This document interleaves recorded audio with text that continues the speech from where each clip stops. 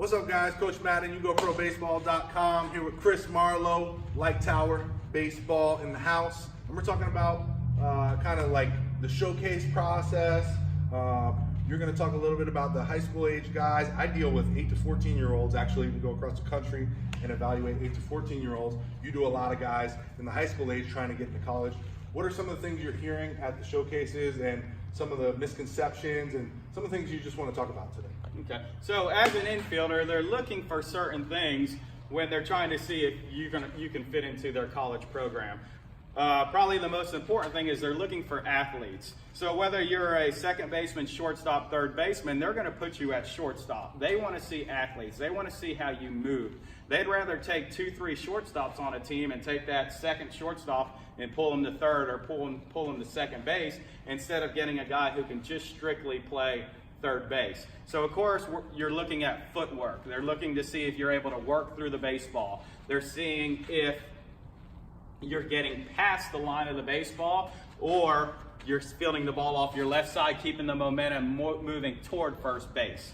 Another thing they're looking for is your throwing velocity. Now, they don't want to see you pitching the ball across the infield, but they want to see a nice, short, compact arm action and good velocity on the throw. That's very important, especially if they want to bump you over to third base. Okay, you have to have the arm strength.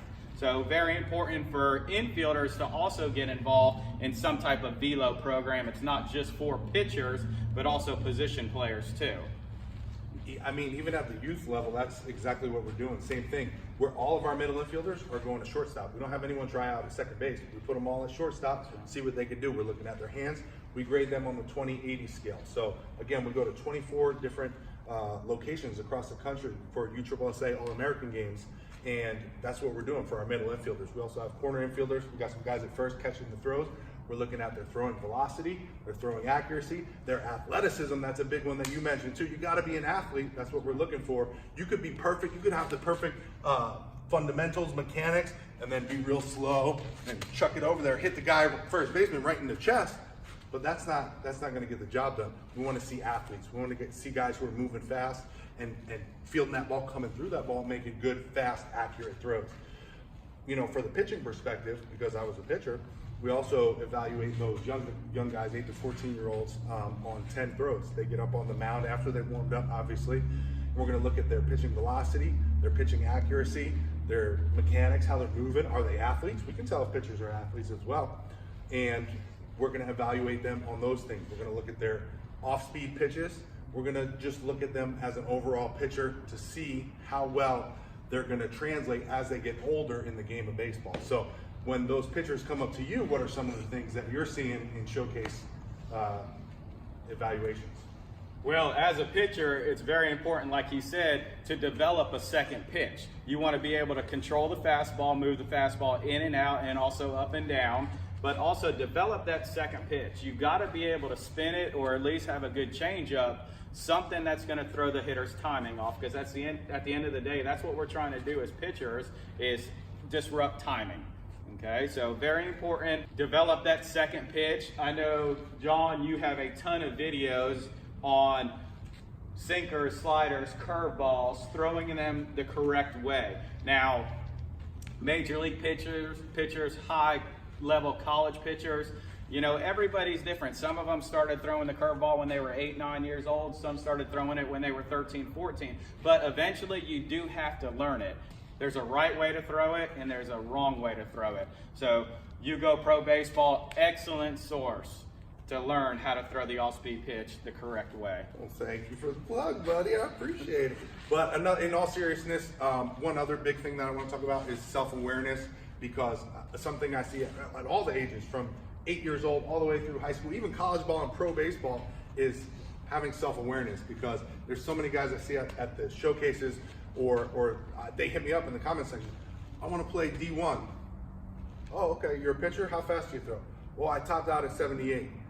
You're probably not going to play Division I. And that's okay, as long as you know where you stand. You have to have that self-awareness and know where you're at, because if you have that self-awareness, then you can work to get to where you're trying to be. If you want to be a Division I player, that's great. It's great to have goals and aspirations, but you know you have to be real with yourself and tell yourself where you're at so that you can make those improvements and try to get better along the way. So the next time you go to the showcase, you can try to put up those D1 numbers or D2 or D3 or pro baseball numbers. It's just having that awareness within yourself and what you're currently doing and what you're trying to do, so you know that gap and you can close that gap over time, because nothing's easy. You got to put in the hard work. You got to work at it day in, day out. And that's all we're trying to do. You know, Chris and I and Cole, all we're trying to do is put out good information, because we just want you to be able to be the best that you can be when you're out there. So another thing to me, which is the most important, is body language. Okay, from the minute you take the field, they're watching you. Okay, when you take the field, are you dragging your feet? Do you look like you want to be there? If you make a bad throw or you fumble a ball, do you hang your head? Does it affect you on the next ground ball? Baseball, you have to deal with a ton of adversity, so they want to see how you respond to that. How do you react? Okay, do you shut down? Okay, what's going to happen in a game? So they're looking at your body language to see how you compete on the field. That's great. I totally agree, and that's a big part of it as well. Another thing we didn't really talk about too much is the hitting aspect. We're looking at hitting for power, hitting for average, overall swing. You know, at least the guys in our showcase are getting 10 balls, either front toss or overhand to them. If you're an outfielder, you're getting 6 throws. Catchers, looking at pop time, got to have good pop time. I mean, the common theme is be an athlete, be fast, whether it's foot speed, hand speed, swing speed, pitching speed, whatever it is, you got to be fast. You also want to be versatile. You also want to have good footwork. You know, again, that comes back to athleticism. You just want to be an athlete. You want to be out there hustling, working hard, have the self-awareness, go out there, ball out at your next showcase, man. That's what it's all about, right? Have that mindset like Chris was talking about, man. That's what it's all about. Hope you guys like this video. Don't forget to go check out Light Tower Baseball. Leave all the information down below, and we'll talk to you in the next video.